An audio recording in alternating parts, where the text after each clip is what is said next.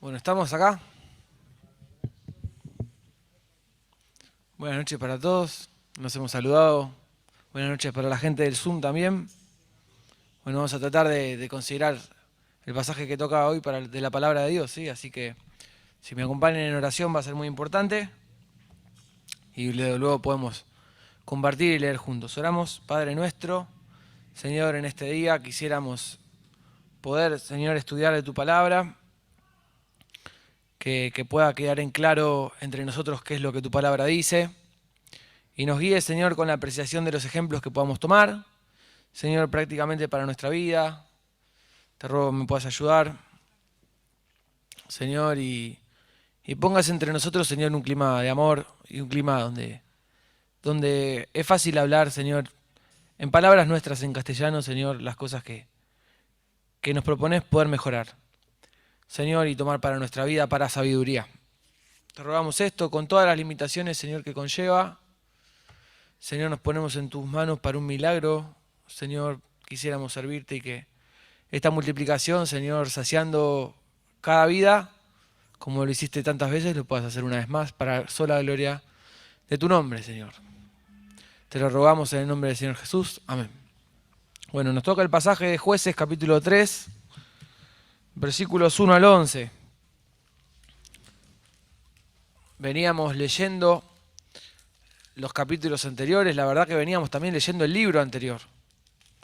Todo lo que es el camino hacia esta tierra prometida, esta toma de posesión de la tierra, y todas estas cosas que tenían que hacer el pueblo de Israel en todas sus tribus para poder obedecer a Dios y que Dios los pueda respaldar en esta toma de esta tierra, a las cuales los enviaba.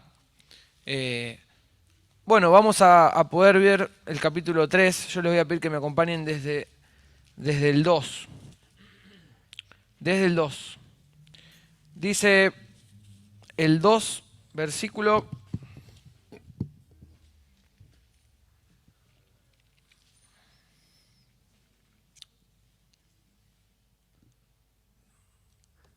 Ya se los digo bien.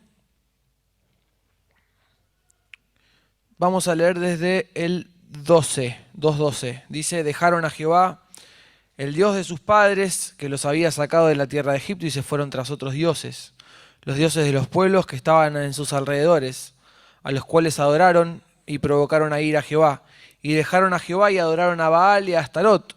Y se encendió contra Israel el furor de Jehová, el cual los entregó en manos de robadores que los despojaron y los vendió en mano de los enemigos de alrededor, y no pudieron ya hacer frente a sus enemigos. Por donde quiera que salían, la mano de Jehová estaba con ellos para mal, como Jehová había dicho y como Jehová se lo había jurado, y tuvieron gran aflicción. Y Jehová levantó jueces, como se llama este libro, ¿no?, que los librasen de la mano de los que les despojaban. Pero tampoco oyeron a sus jueces, sino que fueron tras dioses ajenos, a los cuales adoraron. Se apartaron pronto del camino en que anduvieron sus padres, obedeciendo a los mandamientos de Jehová. Ellos no hicieron así. Y cuando Jehová les levantaba jueces, Jehová estaba con el juez y los libraba de mano de los enemigos todo el tiempo de aquel juez, porque Jehová era movido a misericordia por sus gemidos a causa de los que los oprimían y afligían. Mas acontecía que a morir el juez, ellos volvían atrás y se corrompían más que sus padres, siguiendo a dioses ajenos, para servirles e inclinándose delante de ellos, y no se apartaban de sus obras ni de su obstinado camino. Y la ira de Jehová se encendió contra Israel y dijo, por cuanto este pueblo traspasa mi pacto que ordené a sus padres y no obedece a mi voz, tampoco yo volveré más a arrojar de delante de ellos a ninguna de las naciones que dejó Josué cuando murió, para probar con ellas a Israel si procurarían o no seguir el camino de Jehová andando en él, como lo siguieron sus padres. Por esto dejó Jehová a aquellas naciones sin arrojarlas de una vez, y no las entregó en mano de Josué. Primeramente esto, el mandamiento de Dios era que ellos al tomar esta tierra prometida no dejasen ningún pueblo enemigo vivo. Tenían que matarlos a todos.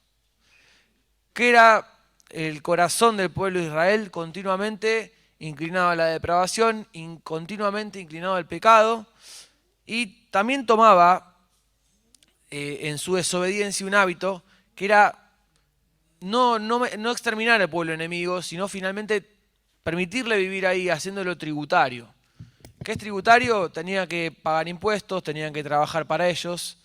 Y como los sobrepasaban en número, el pueblo de Israel, y ellos se veían en inferioridad de condiciones, ellos no les hacían guerra y vivían ahí. Pero no era lo que Dios les había mandado. Dios les había mandado que los puedan exterminar, que puedan terminar con ellos. Pero dice que ellos insistían en querer vivir en ese lugar y aparecían una y otra vez. Y era un trabajo, un corte de raíz muy, muy profundo, lo cual llevaba trabajo. Y el pueblo de Israel se quería evitar ese trabajo y también podía obtener un beneficio, quizá o pensaba que podía obtener un beneficio, teniéndolo como tributario. Entonces llegó tantas veces la desobediencia del pueblo de Israel en no eliminar al pueblo y en no exterminar lo que el Señor concluyó en permitir algo nuevo. Finalmente, este pueblo, con su duro corazón, no va a exterminarlo, por lo cual yo voy a permitir que estos pueblos queden viviendo como tributarios en este lugar, con todas las consecuencias que conlleva. El Señor tiene una voluntad para nuestra vida. Lo que pasa es que conjunto con su voluntad está el libre albedrío que nos da, y entre su voluntad y los mandamientos que Él nos da, y el libre albedrío que nosotros tenemos, el Señor nos manda a hacer algo, pero nosotros muchas veces lo oímos o lo desoímos. Y finalmente el Señor nos permite, en lo que es su soberanía, desobedecer muchas veces. No nos va a mover las manos automáticamente sin que nosotros tengamos control propio de nuestras extremidades para que hagamos lo que Él nos pidió. Si nosotros no queremos obedecer, finalmente no vamos a obedecer. Y el Señor permite otra cosa, no es su deseo, pero nos da libre albedrío y en su soberanía permite, bueno, finalmente no querés obedecer, no obedezcas. Con todo lo malo que conlleva, no obedezcas. Y el Señor ya se los había dicho que tenían que exterminarlos, pero finalmente concluye en rediseñar y decir, finalmente estas naciones van a quedar acá. ¿Para qué? Dice, para probar con ellas a Israel, si procurarían o no seguir el camino de Jehová andando en él, como lo siguieron sus padres. Por esto dejó Jehová a aquellas naciones sin arrojarlas de una vez y no las entregó en manos de Josué. Finalmente estas naciones quedarían ahí, quedarían ahí. No era el deseo de Dios, pero finalmente Dios permitió que esto sea así. Finalmente no las iba a raer, esto sería así.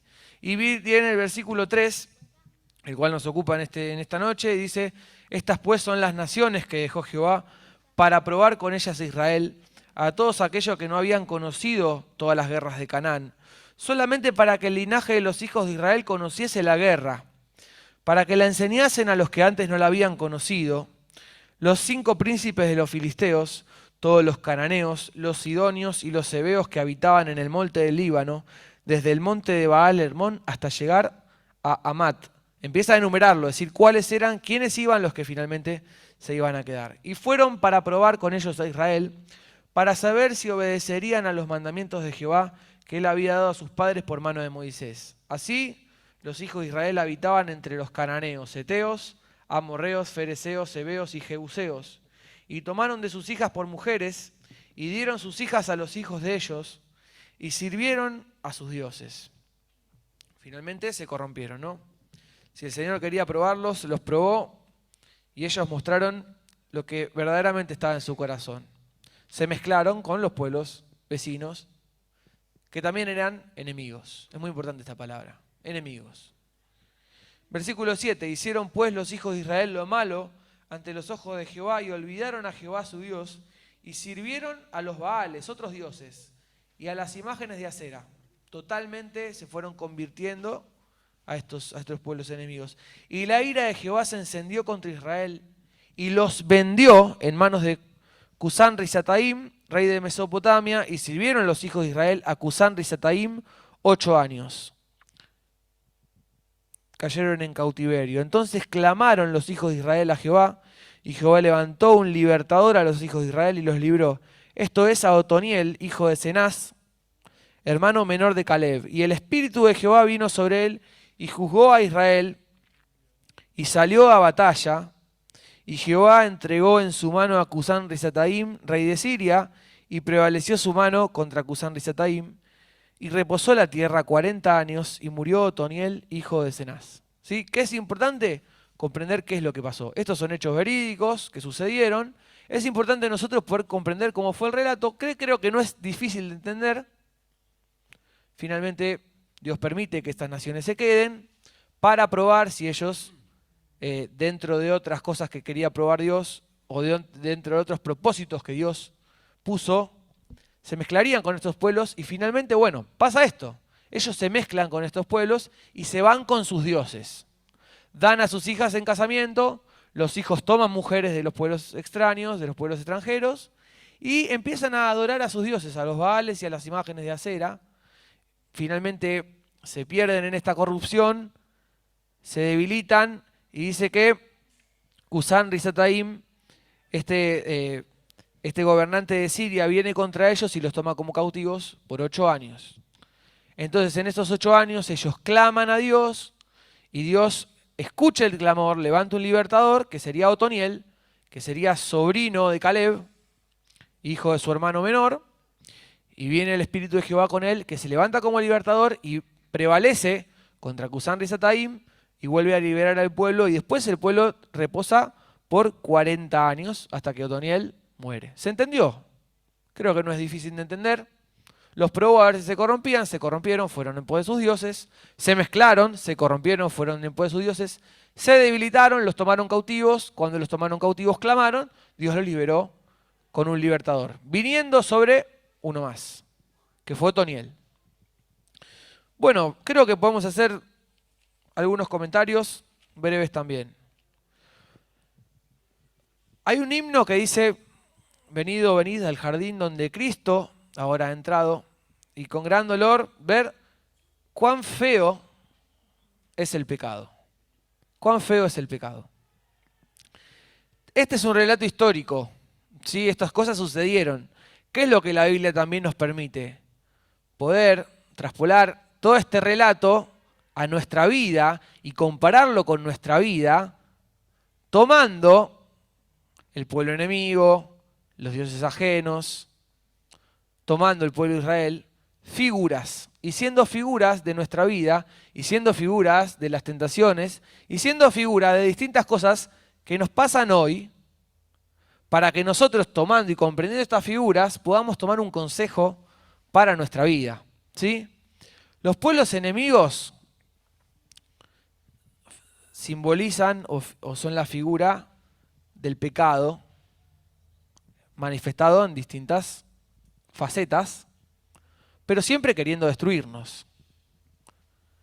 El pecado. En ese momento era un pueblo vecino. Era un pueblo vecino que no hacía guerra, que estaba ahí y que por más que lo que habían querido despojar o habían pensado en despojarlo, quería permanecer y luchaba por permanecer, y finalmente como que los convence de permanecer y lo dejan ahí sin echarlo. Son figuras del pecado. Y la tierra que te debía tomar el pueblo de Israel es nuestra vida. Dios quiere que en nuestra vida esté el pecado sacado de raíz.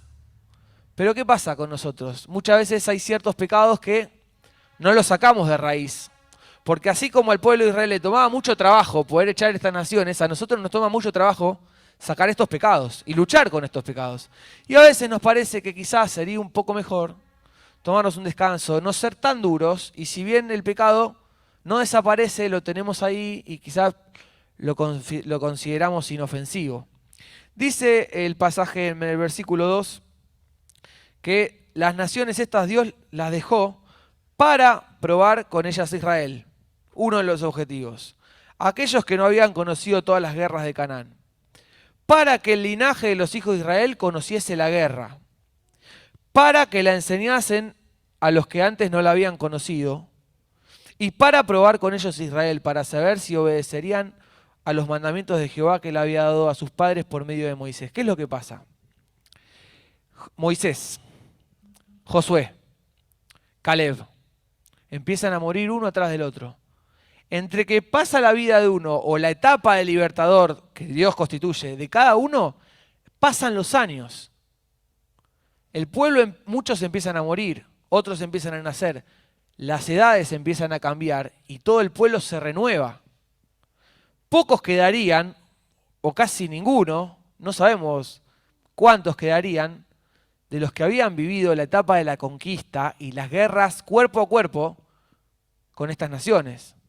Pero yo me imagino que una de las personas que estuvo con Josué cuando tiene el primer enfrentamiento, cuando Amalek lo ataca por la retaguardia, donde estaban las mujeres, donde estaban los niños, donde estaban los más débiles, no pensaría quizás en hacer tributario a Amalek. ¿Por qué? Porque lo conoce, porque sabe lo que es capaz. Dice que el linaje de los hijos, uno de los propósitos por cuales Dios deja a estas naciones es para que el linaje de los hijos de Israel conociese la guerra. ¿Qué es lo que vemos en la guerra? Vemos cuáles son los ideales del pueblo enemigo, cuáles son su corazón, de qué cosas son capaces, y vemos su voracidad en querer destruirnos de una faceta que no se oculta, de una faceta que no se dibuja ni se maquilla.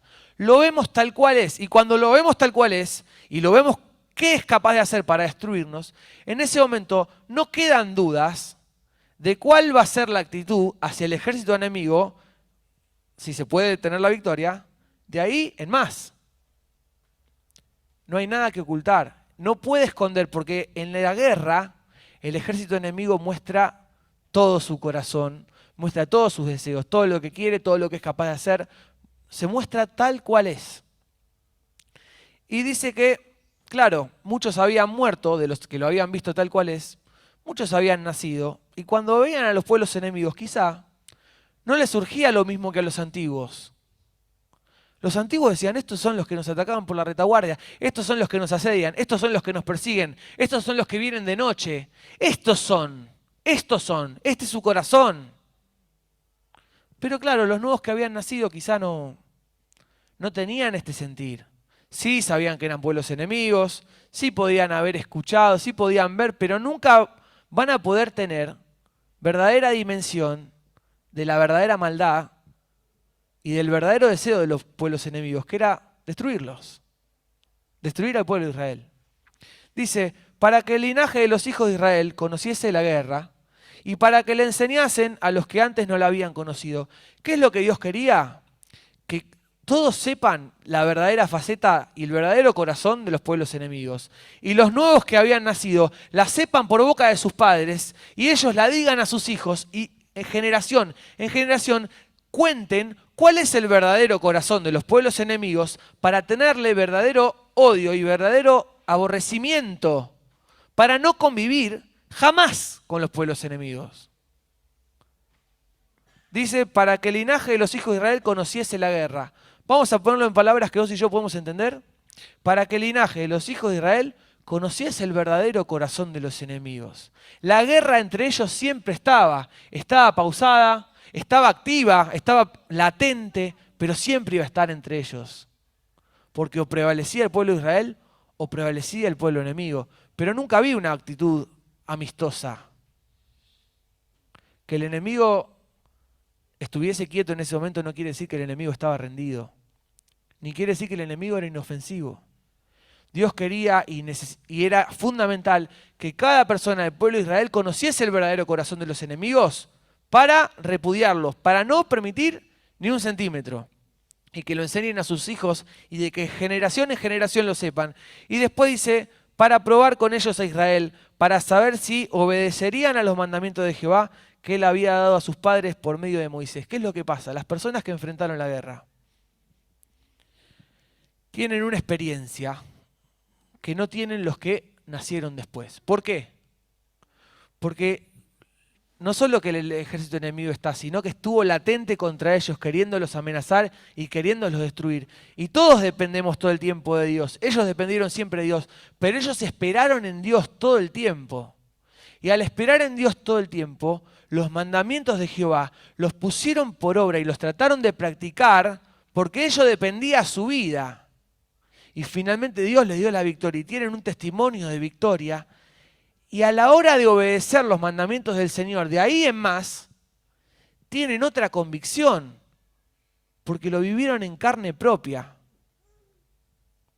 Pero los que nacieron después, esto no lo vivieron. No lo vivieron. Entonces, Dios los prueba de nuevo. Dios los prueba de nuevo. Bueno, dice, finalmente no expulsaron a los enemigos, bueno, finalmente voy a permitir estos pueblos que vivan acá. ¿Para qué? Para que Israel conozca la guerra. Para que lo digan sus hijos a sus hijos de generación en generación. Y para ver y para probar si verdaderamente me van a seguir o van a dar su corazón a otras cosas. Y bueno, finalmente ellos cohabitando, se da lo natural. Los hijos ven mujeres de los ejércitos extranjeros, toman mujeres como esposas, otros vienen por ellas, dan a sus hijas en casamiento, y se empiezan a mezclar y empiezan a hacer familias con ellos. Y claro, nunca uno abre más el corazón que cuando le abre su casa, su familia. Y los corazones empiezan a cambiar también. Y el Dios que los que vivieron la guerra jamás abandonarían es el Dios que los hijos quizás sí dejarían para contemplar a Sera, para adorar a Baal. Las convicciones indiscutibles que tenían los que vivieron la guerra quizás no fueron convicciones indiscutibles para los que vinieron después. Y fueron alternando y fueron involucrándose hasta que se debilitaron, porque su comunión con el Dios que los había llamado se había debilitado. Cuando vinieron a enfrentarlos y a tomarlos, los pudieron tomar. Y ahí pudieron contemplar la verdadera faceta y el verdadero corazón del destructor, del enemigo, y a la verdadera cautividad a las que los habían querido buscar desde el primer momento. Y en ese momento llamaron a Dios. Como dijimos, figuras, ¿no? Vamos a tomar esto para nosotros. Muchas veces nosotros sabemos cuán feo es el pecado, como dice este himno. Quizás vos tuviste una gran lucha. Yo me acuerdo, hablábamos con gente en años pasados, me acuerdo que estaba acá gente que había sido drogadicta y estábamos ahí. Nosotros estábamos, no sé, charlando en la cancha de fútbol y decíamos, no, ¿por qué tal? No, se fumó un porro y decía esto. Y vino entre nosotros y nos dijo, chicos, ¿qué están hablando acá? No, pero era un chiste que estábamos diciendo, no, ningún chiste. No haga ningún chiste con esto. ¿Por qué? Porque él lo había vivido en carne propia. No quería que se haga ningún chiste con ese tema. Él lo había vivido en carne propia. Y él sabía cuán feo era el pecado. Y dijo, no, chicos, esto ni un chiste. O estábamos juntos y no sé, traían cerveza o traían alcohol. Y una persona que había luchado contra el alcoholismo vino y dijo, chicos, es la última vez que toman cerveza en mi casa, que toman alcohol en mi casa. ¿Por qué? Porque él lo había vivido en carne propia. Y sabía cuán feo era el pecado. Entonces, qué bueno es que personas que lucharon con los pecados puedan transmitir unos a otros cuán feo es el pecado.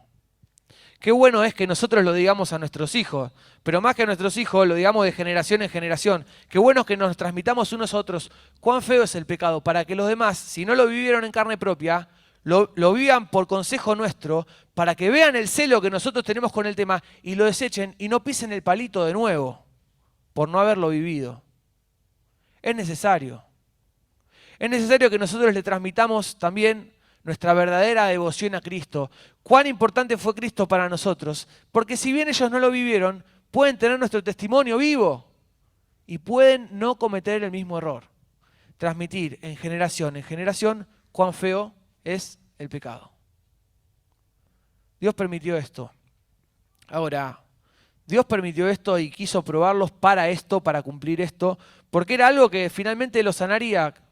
¿Qué? Conocer la guerra, transmitirlo de generación en generación y seguir fielmente a Dios. Pero esto partió de una desobediencia previa, que es tener como tributario a los pueblos extranjeros. Los pueblos extranjeros podemos simbolizarlos como el pecado en nuestra vida, que nos cuesta sacar de raíz, que lleva mucho trabajo, pero que a veces alternamos, ¿no? Hay algo que realmente nos llama la atención. Muchas veces con algunos pecados podemos lograr objetivos. Muchas veces con algunos pecados podemos lograr objetivos. Vamos a poner un ejemplo claro. Una vez estábamos en la casa de Noé Y resulta que a mi suegro fue a cargar combustible y le cargaron un combustible, quizás el más barato, y le cobraron el más caro. Se lo pasaron con la tarjeta, se dio cuenta, cuando miró el ticket, cuando llegó, me dice, me afanaron un montón de plata, finalmente. Entonces mi suegro estaba bastante angustiado por eso. La estación de servicio no queda lejos, queda más o menos cerca, y mi suegro quería ir como para poder reclamarlo.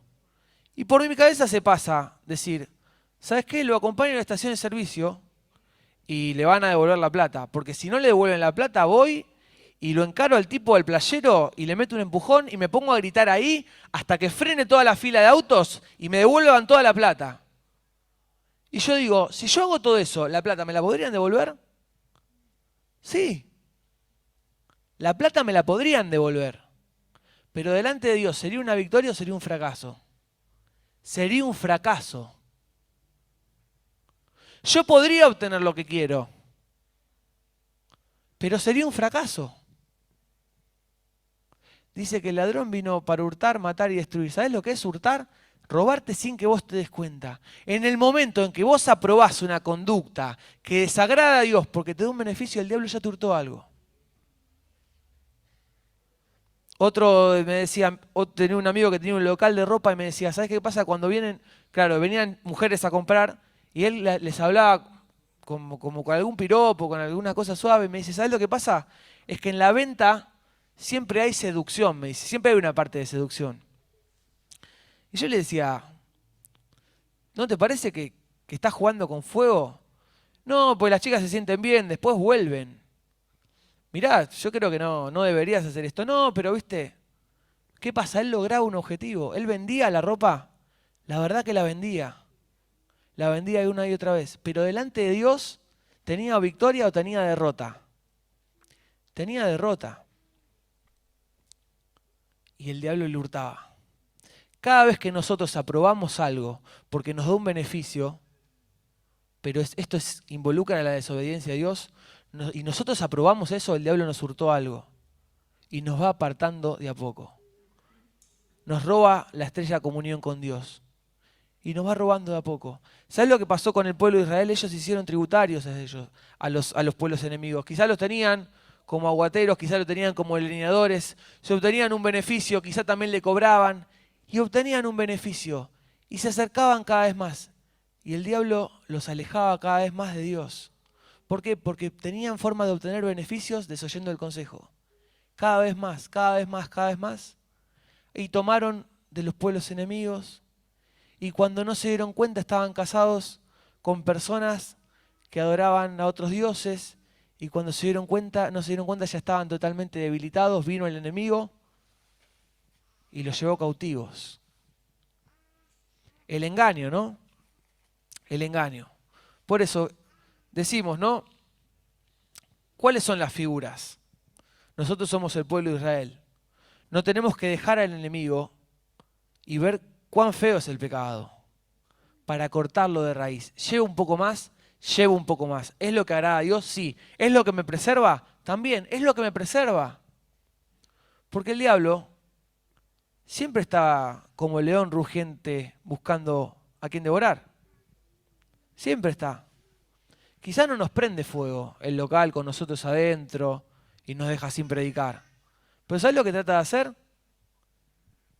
Robarnos por distintos lados, debilitarnos por distintos otros y el día que puede pegar un zarpazo y quedarse con todo. La verdad que no trato por todos los medios de que esto no pase, no pase. Alguna que otra vez me ha tocado, que es ir en el auto y tener que llevar a una chica que no es mi esposa, llevarla sola. Trato por todos los medios de que no me pase, por todos los medios. Alguna que otra vez me ha pasado de que no me quedó otra y si no a la piba la dejaba en el medio de la intemperie, digo, realmente no me quedó otra. Pero trato por todos los medios de que eso no me pase. Siempre estar acompañado, siempre que quiero conversar o tengo que conversar con una persona del otro sexo, trato de siempre estar acompañado en todos los momentos. Y una chica, me acuerdo que la tuve que llevar y pasé una vergüenza bárbara porque le digo, ¿no te molesta? ¿No puedes ir atrás? ¿Te molesta? Y me acuerdo que la chica me miró como diciendo, ¿sabés que me tomó más trabajo? Pero yo me quedé más tranquilo. Te molesta ir atrás, no estemos acá, ¿viste? Acá cerca.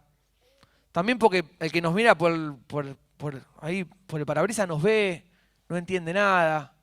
Esta no es una situación que yo quise, ni que diseñé, te estoy salvando, te estoy llevando, pues no me queda otra. ¿Te molesta ir atrás? ¿Sabes qué involucra? Que quizá pase un poco de vergüenza.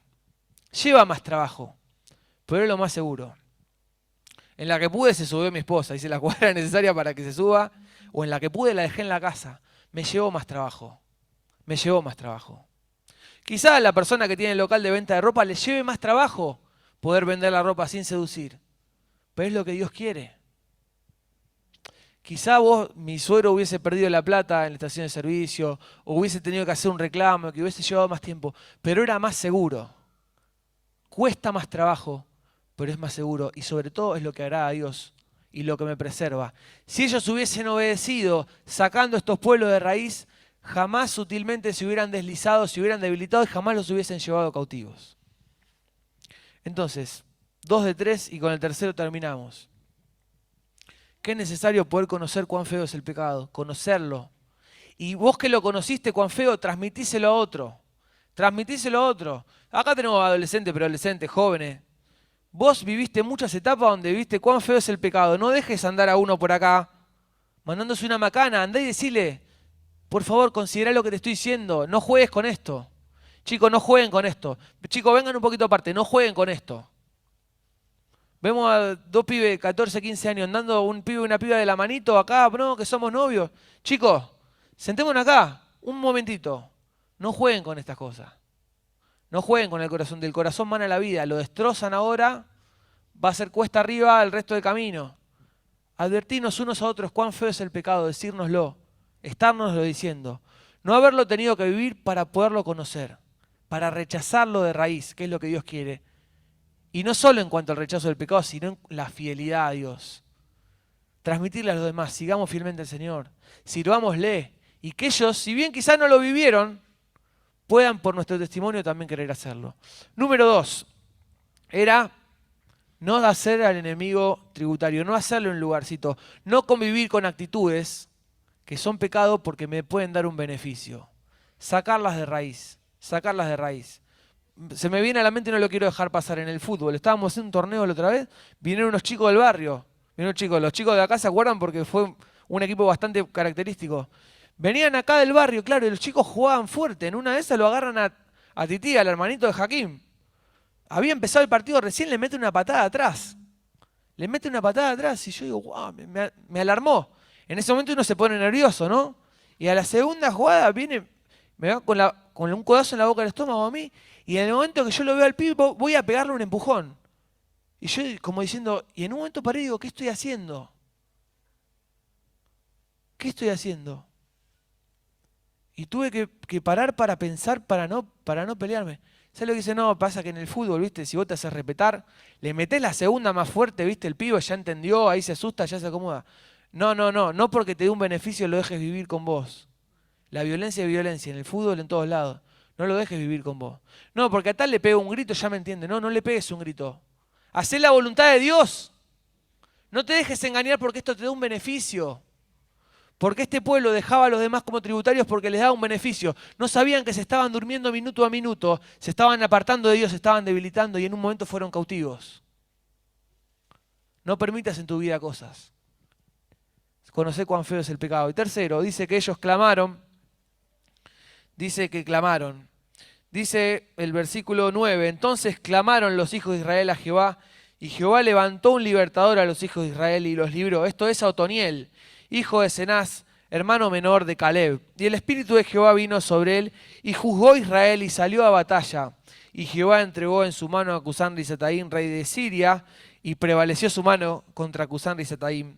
Reposó la tierra 40 años, y murió Otoniel, hijo de Cenaz. En cuanto a las figuras, ¿qué es figura Otoniel? En este caso, de la acción libertadora del Espíritu Santo para el pueblo de Israel. La acción libertadora de Dios. ¿Sabes qué pasa? Vos quizás permitiste que estas cosas vivieran con vos y te deslizaste y estás cada vez más lejos de Dios. Espero no haya llegado, quizás llegaste al momento donde el león rugiente pega el zarpazo en tu vida y te pegó un zarpazo donde caíste en un pecado que te desmoralizó plenamente sin sentir ganas siquiera de agachar la cabeza y arrepentirte y volver a intentar la vida cristiana, te desmoralizó. ¿Qué es lo que quiere? Que no lo vuelvas a intentar. Te dejó cautivo. Te dejó cautivo, te desmoralizó, te sacó de la cancha. En ese momento dice que los hijos de Israel clamaron a Jehová. Clamaron a Jehová. ¿Qué es clamar a Jehová? Gritar desde el fondo del corazón, un clamor desesperado, un pedido de ayuda desesperado. Señor, mirá lo que hicimos. Señor, mirá lo que hicimos, mirá dónde estamos. Esto es culpa nuestra. Señor, te rogamos. Señor, ayúdanos. Señor, ayúdanos, por favor. Pero un clamor desesperado, verdadero. Verdadero. Y me imagino que clamaron un día y clamaron al otro día y persistieron de clamar y esperaron al Señor porque reconocieron que habían hecho mal. Y en el momento que ellos clamaron se conmovió el corazón de Dios como una vez más. Y vino su espíritu sobre Otoniel, sobre este hombre Otoniel. Y Otoniel dice que vino, hizo dos cosas. Primero lo juzgó. Lo juzgó. ¿Qué fue? Miró el pueblo de Israel y miró sus caminos y evaluó bueno y malo. Cosas para continuar y cosas para abandonar. Animó y exhortó. Otoniel dijo lo que había que decir y les advirtió cómo ellos se habían apartado y cuál era el camino. Primeramente, dice que lo juzgó y que después salió a batalla y prevaleció. Quizás vos te apartaste del Señor tomando alguna de estas cosas porque te daban beneficios hasta que el diablo pegó su zarpazo y te dejó afuera de la cancha. En este momento vos podés clamar al Señor y el Señor viene a tu rescate, viene a ayudarte, primero juzgándote. ¿Qué es lo que tenés que hacer? Confesar la verdad.